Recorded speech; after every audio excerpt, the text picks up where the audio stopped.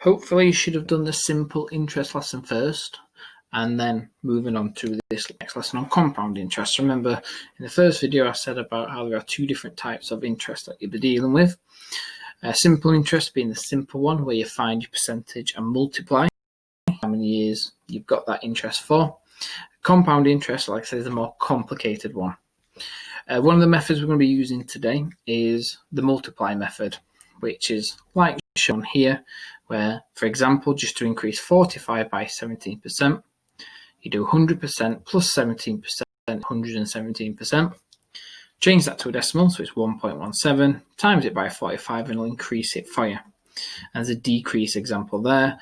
Instead of plussing, we just minus it and do exactly the same. If that's not enough of a reminder, if you look on the YouTube channel and look for a year 9 one I've done a lesson on just normal percentage increase and decrease using this multiply method for my year 9 group. So you might want to have a look at that before doing this lesson. So compound interest is what we'll be looking at. So here's an example of a question. Due to inflation, price increased by 5% per year. An item costs £400 now. What will it cost in 3 years' time? So the reason this is different to simple interest, with simple interest, you get your 5% and that is the same. It goes up the same amount each year. But with compound interest, what's going to happen is it's going to get increased by 5%, and then it's going to, then that new amount would then get increased by 5% again, and then 5% again. So you can't do it the same. So as I'm not going to go into too much detail, as we have already gone through that this year, but hopefully it will jog your memory when I go through this. So with £400, and that there is being increased by 5% per year. So remember, to increase something by 5%, you've got your 100%. Again, you need to write this bit every time, unless it helps. Plus your 5% will equal 105%. So that's the 105% as a decimal. Now, if you struggle with that, just divide it by 100. So it will become 1.05. So you multiply it by 1.05. That there would increase it for 1 year. So increase it for another year, you times it by 1.5 again, and another year times it by 1.5 again. But obviously I don't have to keep writing those years down. So because we keep timing it by the same number, we do it to the power 3. Again, it doesn't seem to like me. Like 3. There we go. To the power of 3. Again, you just put that in your calculator. If you don't have a scientific calculator, again, my advice would be try and get one for September, because I'll be nagging you all next year about it. If not, you can use your phone, and normally if you turn it to the side, it becomes scientific. So 400 times 1.05 to the power of 3 becomes, again, sometimes you'll be given a big long number. Always remember, because it's money, 2 decimal places. But this one's nice and easy. 465. So unlike simple interest, where we have to add it on at the end, this is your answer. You have got, after the 3 years, £463.05 in your bank account. If it ever asks you what is the interest, then you have to take that away from the original amount to find the interest you've been given. So going through it again.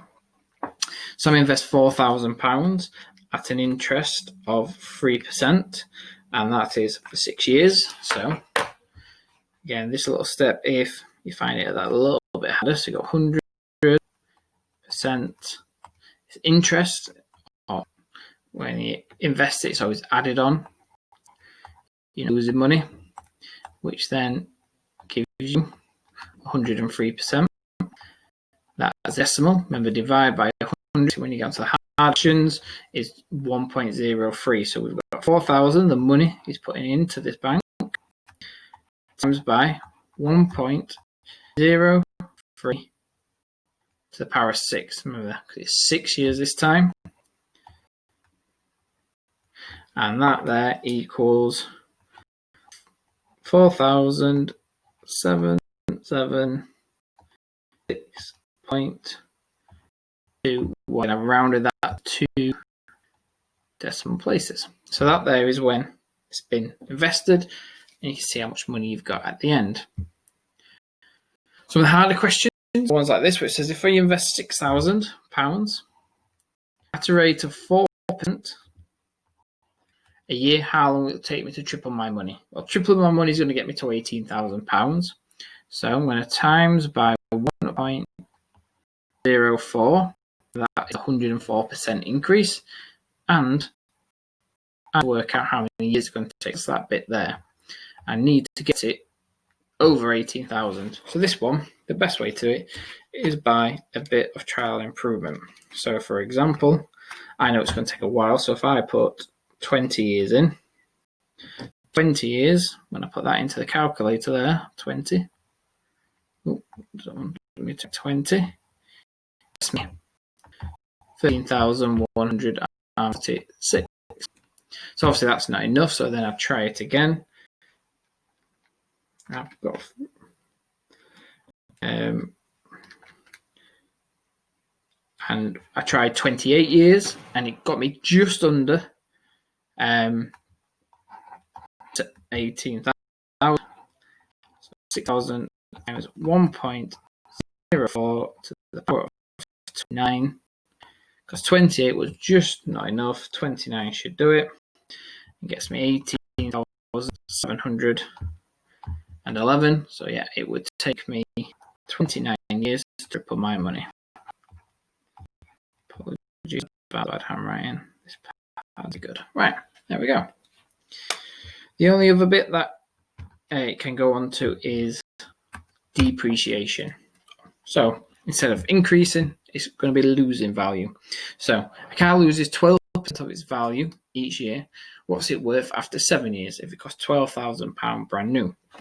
So like with the other ones, always start with 110 because it's losing value. I take that 12% off the time to give me 88%. So now I'm going to do it exactly the same. It's 12,000 times by 80%. It's always times 0.88.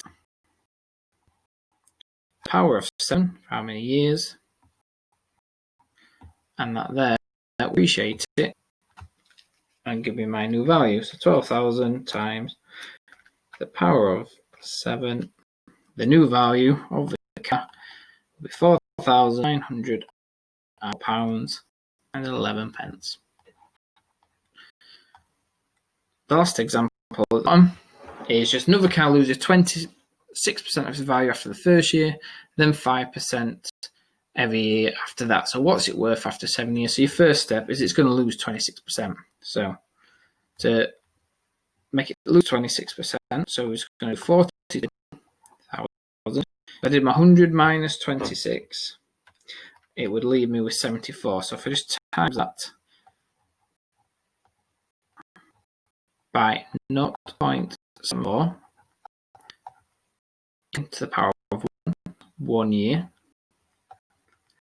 so 42 would give me 31,000. Because they always say you lose the most amount of money as soon as you take the brand new car away. So it's gone down to that, but now it's going to lose only 5% per year. So we've got 31,000 times 5% would go down to 95, so it'd be 0.95. And again, we've just got 6 years now because it would have to be 7 years altogether. So times by 0.95 to the power of 6. Its value now, after the whole 7 years, it's gone down to £1,846.66. Hope that was clear enough for you. So just remember, if it's interest or increasing, you're going to be adding it on, and it's going to be 1 point something.